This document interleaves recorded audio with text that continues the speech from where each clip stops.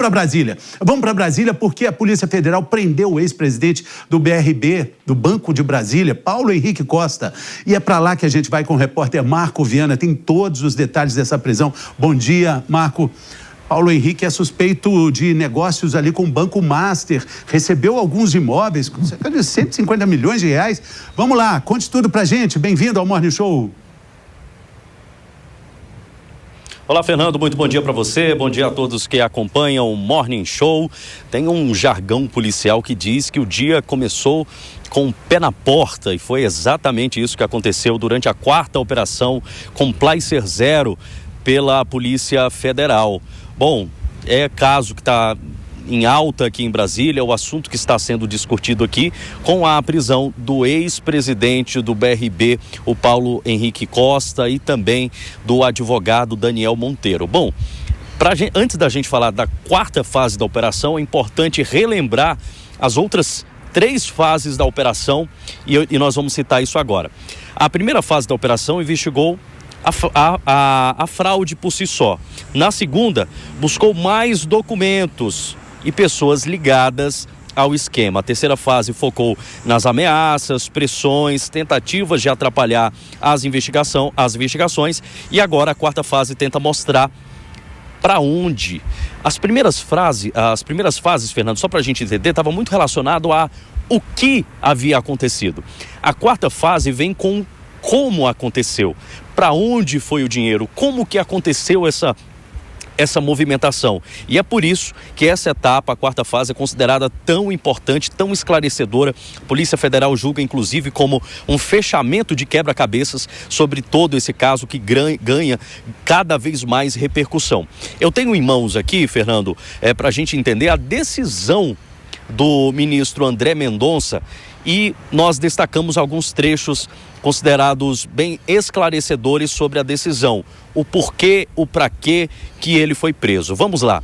A decisão determina a prisão preventiva de Paulo Henrique Bezerra Rodrigues Costa, o Paulo Henrique Costa, e Daniel Monteiro, apontados como integrantes centrais da chamada Operação Complice Zero. Segundo a investigação, o Banco Master teria vendido carteiras de crédito fictícias ao BRB, gerando um prejuízo bilionário. Só ressaltar que aqui são trechos do próprio documento, tá bom? A decisão cita que o BRB comprou cerca de 12,2 bilhões em ativos considerados falsos. O texto afirma também que Paulo Henrique teria autorizado e, além de autorizado, acelerado essas operações, mesmo diante de alertas internos, ou seja, ele já vinha sendo avisado internamente, avisado juridicamente e também por meio de relatórios técnicos apontando essas irregularidades. Mesmo assim, deu continuidade. Em troca, segundo a Polícia Federal, ele teria recebido a promessa de 6 imóveis de luxo em Brasília e em São Paulo, avaliados em cerca de 146 milhões de reais, mais de 74 milhões já teriam sido pagos, inclusive. A decisão cita mensagens de WhatsApp de Paulo Henrique e também de Daniel Vorcaro sobre apartamentos, valores em andamento dos negócios, apontados como indícios de corrupção e lavagem de dinheiro. Sobre Daniel Monteiro, o advogado, o ministro afirma que ele teria atuado além da advocacia. Ele passou da linha nesse esquema, ajudando a estruturar empresas de fachada, ocultar a propriedade dos imóveis e também esconder a movimentação patrimonial. O relator, o André Mendonça, conclui que não se trata apenas de falha de gestão, não foi um erro técnico, não foi um vacilo, não foi algo que aconteceu pontualmente, mas uma participação consciente em organização criminosa com indícios de corrupção, lavagem de dinheiro e fraude financeira. E por isso, a decisão afirma que medidas brandas como tornozeleira ou proibição de contato seriam insuficientes diante de todo esse caso.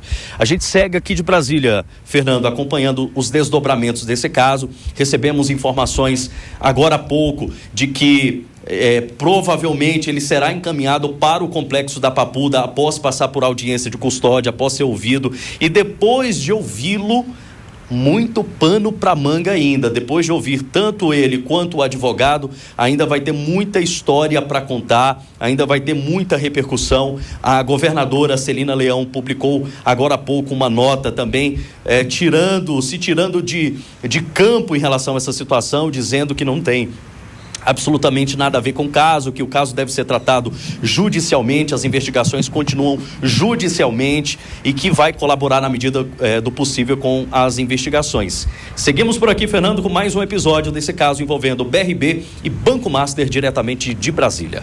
Muito obrigado, meu caro Marco Viana, bom trabalho para você. Outras informações, chame a gente aqui. A gente já vai também saber do que acontece em São Paulo, Polícia Federal também aqui em São Paulo. A gente vai falar com o Matos, que está por lá, mas queria ouvir aqui o Matheus, o advogado do nosso Sofá da Discórdia.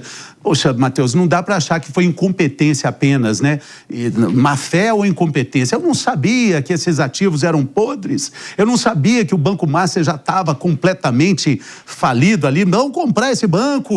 E vale dizer que para o direito, né, existe o periculum in mora, né? Ou seja, o perigo na demora caso a justiça ela atrase, ela tarde muito em tomar determinadas medidas. Então, a decretação dessas prisões, ela vem por quê? Porque os dois elementos, tanto o ex-presidente do BRB quanto o advogado Daniel, eles representam um perigo de fato, se eles continuam livres, porque eles conhecem boa parte do esquema, né? Esse envolvimento num valor superior a 140 milhões envolvendo o executivo do BRB, é um grande absurdo.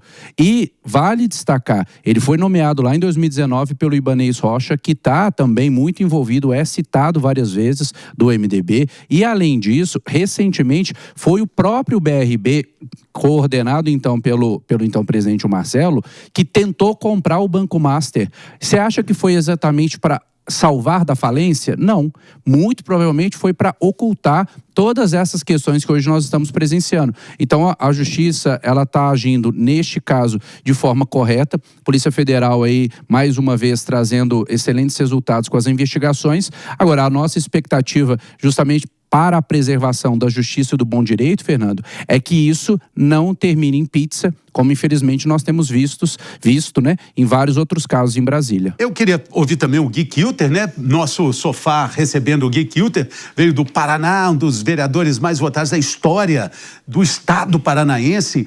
O Gui, é impressionante a gente imaginar que faltou pouco para o Vorcaro fugir, faltou pouco para esse banco ser vendido, faltou pouco para a gente não estar entendendo e sabendo de nada desse escândalo absurdo, cabuloso. Pois é, Fernando, acho que tem muita coisa ainda que a gente vai ficar sabendo, que não está sabendo, mas o Mendonça já tem tudo ali nas mãos dele, e esse caso do BRB com o Banco Master parece ser mais um deles. São bilhões e bilhões de reais comprados de títulos podres, títulos já ali que eram fraudulentos, exatamente, e eles, pelo jeito, as investigações mostram que ele já tinha algum nível de conhecimento disso. Fora que o Vorcaro, também a gente já ficou sabendo pelas investigações, tinha ali um grupo que era meio que uma máfia, uma gangue, e ele tinha pessoas que trabalhavam dentro do Banco Central e alimentavam ele de informações. Então parece que ali no mercado financeiro ele tinha muito trânsito, muita informação. E agora essa é mais uma fase, tem que ser preso, tem que ser investigado sim, resta saber o que vai vir à tona de tudo isso, mas fato é, parece que é um grande polvo com vários tentáculos aí, esse caso do Master, que vai se desdobrando em várias áreas e vai pegando cada vez mais instituições, mais políticos, independente de lado, de esquerda, de direita, de centro, e quem é investigado tem que sim responder aí e cumprir toda a pena que for colocada. Eu nem vou perguntar se já não é um caso mais que suficiente para abrir uma CPMI, né? Uma CPI mista aí. Porque aqui no Sofá tem gente que não gosta de CPI nem de CPMI. Então nem vou perguntar, porque quando acaba a CPI, a gente solta foguete, comemora. Você não acha que é o suficiente para a gente ter urgentemente uma CPI do Banco Master? Mas aí eu acho que tem que ter uma informação, Henrique.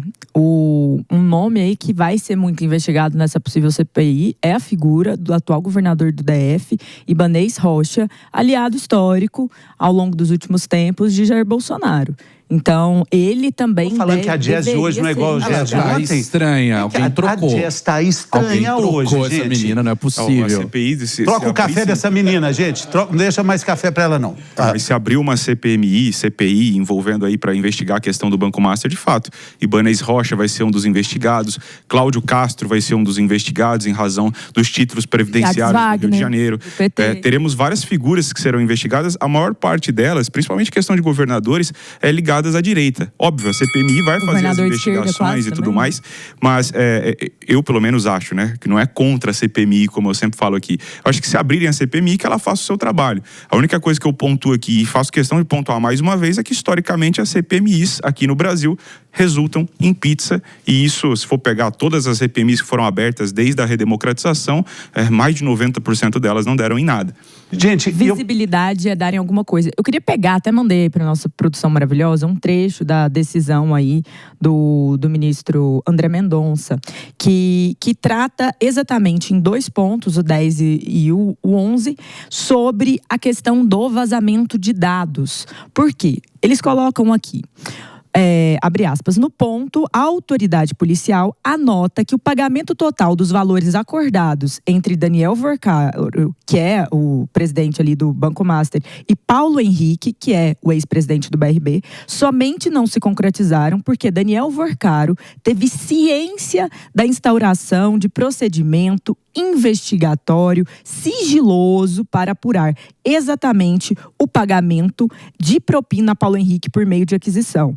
E aí, a Polícia Federal, ela coloca no seu relatório, e aqui na decisão o ministro retoma isso, que teria sido uma questão do Ministério Público em 30/4/2025 e em 10/5, poucos dias depois, Daniel Vorcaro, ele manda para Daniel Monteiro, o advogado que também foi decretada a prisão hoje, que travasse tudo. O que isso mostra?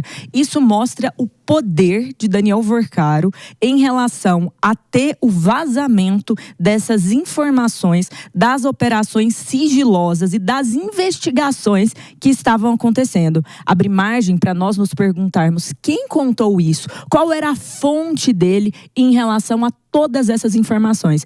E notem que, dos 146,5 milhões em propina, 74 milhões teriam sido ali ordenados nessa compra de imóveis luxuosos em São Paulo e Brasília. Isso é colocado na decisão. E mais do que isso, a gente vê também 12 bilhões de créditos fraudulentos. 12 bilhões é dinheiro demais.